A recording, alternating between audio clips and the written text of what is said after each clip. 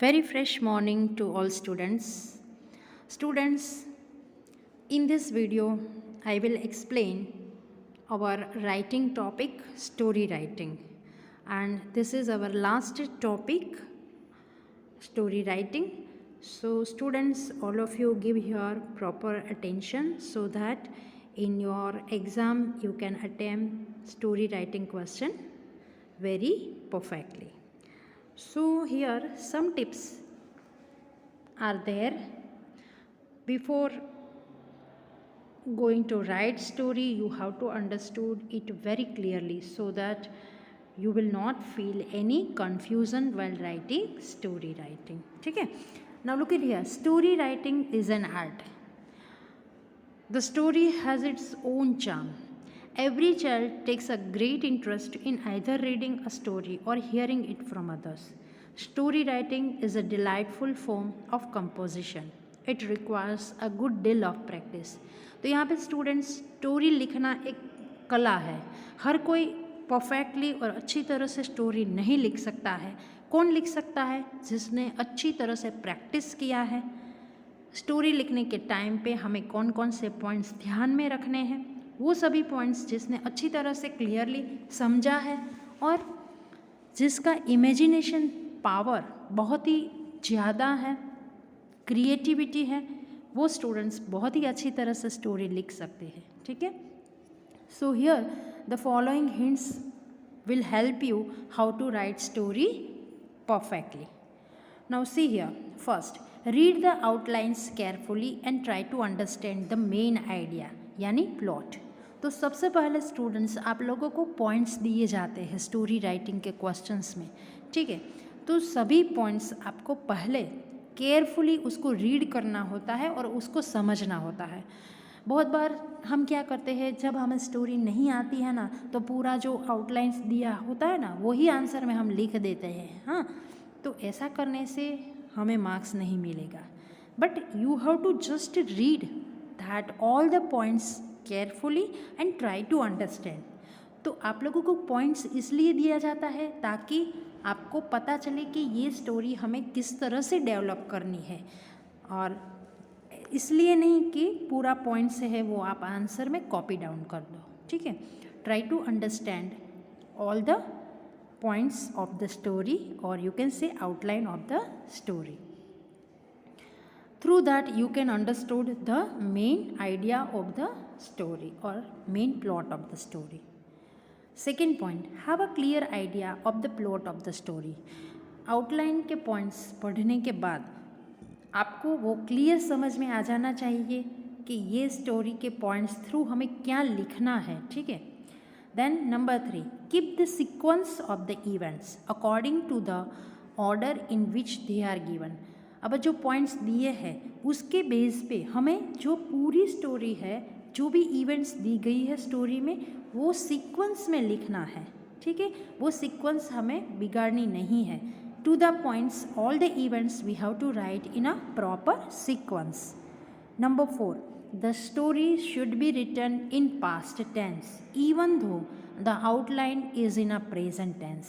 तो यहाँ पे ये बहुत ही इंपॉर्टेंट मैटर है स्टूडेंट्स. अगर आउटलाइन प्रेजेंट टेंस में भी दी गई है, बट अगर आप स्टोरी पास्ट टेंस में लिखो तो बहुत ही अच्छा रहेगा. ठीक है.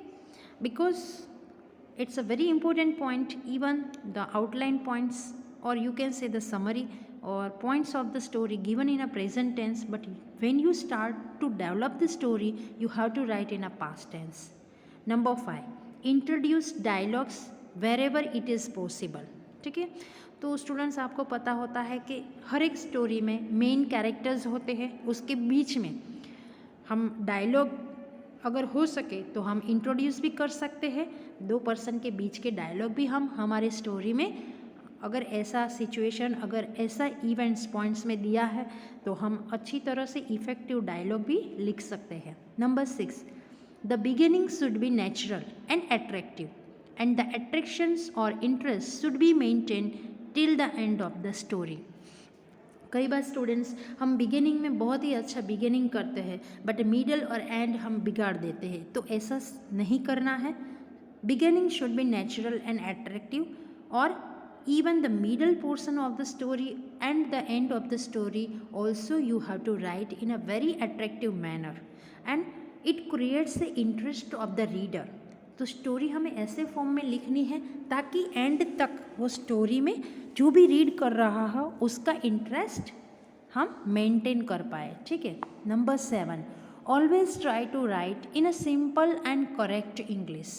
कई बार स्टूडेंट्स ऐसा होता है कि हम जब स्टोरी लिखते हैं पॉइंट्स कुछ और होता है, हमारी स्टोरी कहीं दूसरे पाथ पे चली जाती है, तो ऐसा नहीं करना है। To the points proper sequence में हमें लिखना है, ठीक है।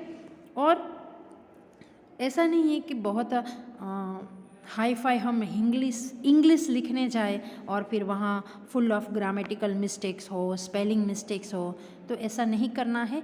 You should have to write in a simple and correct English.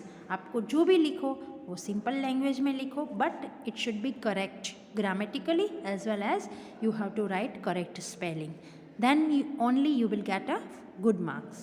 Number 8, give a suitable title for heading to the story. You may choose the main character, object or incident of the story. तो जब students आप story develop करते हो तब आपके mind में उसका exactly title भी क्लियर होना चाहिए। और कई बार ऐसा होता है कि एग्ज़ाम में हम स्टोरी तो लिख देते हैं बट टाइटल लिखना भूल जाते हैं, तो वो आपका पॉइंट्स कट हो जाता है। तो when you develop a story you must have to decide a clear and exact title for the story, ठीक है।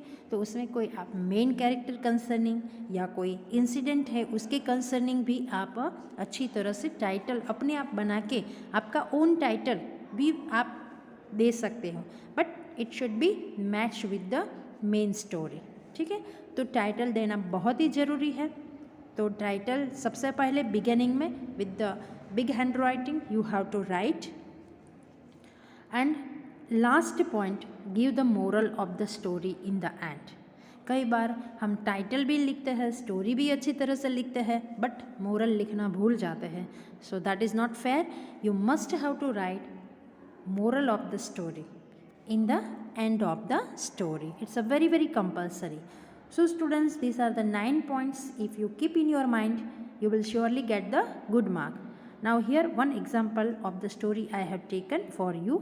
You can see here it's a very simple story. See that here outline, or you can see the points given. With the help of the following outline develop a readable story. Here the word limit also given 80 to 100.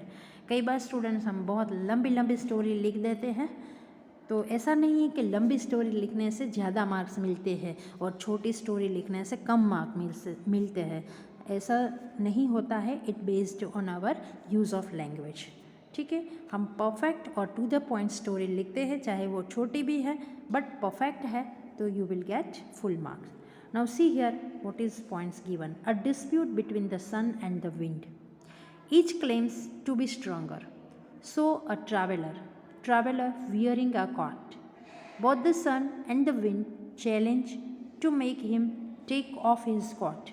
The wind blows hard, fails miserably. The sun shines brightly. The traveler takes off his coat. Moral. तो ये बहुत ही आप जब ये points पढ़ते हो तब आपके माइंड में पूरा का पूरा उसका जो प्लॉट है वो तैयार हो जाना चाहिए कि ये पॉइंट्स थ्रू हमें क्या लिखना है, ठीक है। तो पूरा पॉइंट्स नहीं लिखना है, पॉइंट आपको हिंट के लिए दिए जाते हैं, ठीक है। सीधा आंसर। तो हियर आप जान सकते हो कि यहाँ 2 कैरेक्टर्स के बीच में डिस्प्यूट यानी क्वारल यानी झगड़ा हो रहा था। कौन? सन और विंड यानी पवन। Once a quarrel took place between the sun and the wind. Each of them claimed to be stronger than the other. दोनों के बीच में झगड़ा क्या हो रहा था? एक बोल रहा था कि मैं स्ट्रोंगर हूँ तेरे से ज़्यादा, दूसरा बोला नहीं मैं तेरे से ज़्यादा स्ट्रोंगर हूँ, ठीक है। Suddenly they so a traveller passing by. अब देखो यहाँ पे जो पॉइंट्स दिया है किस तरह से उसको सेंटेंस में लिया गया है, ठीक है। पूरा का पूरा पॉइंट्स कॉपी टू कॉपी नहीं किया है, points as a hint and through that points we have to make a exact sentence. Suddenly they saw a traveler passing by. The traveler was wearing a coat. Both the sun and the wind decided that one who could make the traveler take off his coat, यहाँ पे by mistake cot है but you have to understood coat, would be the stronger. तो दोनों के बीच में ऐसा coral होता है कि एक ट्रैवलर पास होता है और दोनों झगड़ने लगते हैं, बोलते हैं कि मैं तेरे से ज़्यादा स्ट्रोंगर, दूसरा बोलता है नहीं मैं तेरे से ज़्यादा stronger. Both the sun and the wind decided, और उन लोगों ने ऐसा तय किया कि that one who could make the traveller take off his coat would be the stronger. तो उन लोगों ने क्या डिसाइड किया कि ये जो ट्रैवलर ने कोट पहना है वो निकाल देगा, कौन निकाल सकता है उसका कोट, दोनों में से वो ज़्यादा स्ट्रोंगर रहेगा। The wind tried first, it began to blow, soon it gain speed, as a result the traveller began to shiver. तो अब यहाँ पे विंड है वो बहुत ज़ोर ज़ोर से अपनी हवा चलाता है, ठीक है, तो उसको वो ट्रैवलर को ठंड लगती है। He tighten up his coat to feel a little warmth, तो वो अपना जो कोट है वो टाइट कर देता है ताकि उसको ठंड ना लगे। Thus the wind fail to make the traveller take off his coat, तो यहाँ पे जो विंड है वो फेल जाता है अपने वर्क में, क्योंकि वो ट्रैवलर का कोट निकालने में असफलता उसको मिलती है। Now it was the turn of the sun, अब सन की बारी आती है। It began to shine brightly, वो बहुत ही तेज़ी से शाइन करता है, मीन्स बहुत गर्मी हो जाती है पूरे एटमॉस्फियर में। Sun it become too hot to be tolerated, so that heat is too much, so that traveller can not tolerate too much heat. The traveller perspired from head to foot and finally, सो वो पूरा पसीने से तरबतर हो जाता है। And finally he took off his coat, और फाइनली वो अपना जो कोट है उसको निकाल देता है। Thus the sun was the winner, so in the end of the story the sun was the winner. So what is the moral of the story? Gentleness is better than force. So तो इसका जो title दिया है वो क्या दिया है? Gentleness is better than force. तो फोर्स से ज़्यादा जो जेंटलनेस होता है वो बहुत ही अच्छा होता है। तो यहाँ पे स्टूडेंट्स देखो, यहाँ पे आपको टाइटल सूटेबल देना है। यहाँ पे इंटेंशनली टाइटल वाला स्टोरी मैंने नहीं लिया है, so that you can give your own title. So you have to suggest me what is the title of the story. Okay, I will ask you later what is the title of this story. ठीक है, तो यहाँ पे ये जो video में मैंने story writing के बारे में आप लोगों को समझाया, ये 9 पॉइंट्स अभी जो मैंने डिस्कस किए, all 9 points you have to keep in your mind and you have to practice for writing a different story so that you will get full mark in your exam. Thank you. Have a nice day to all of you.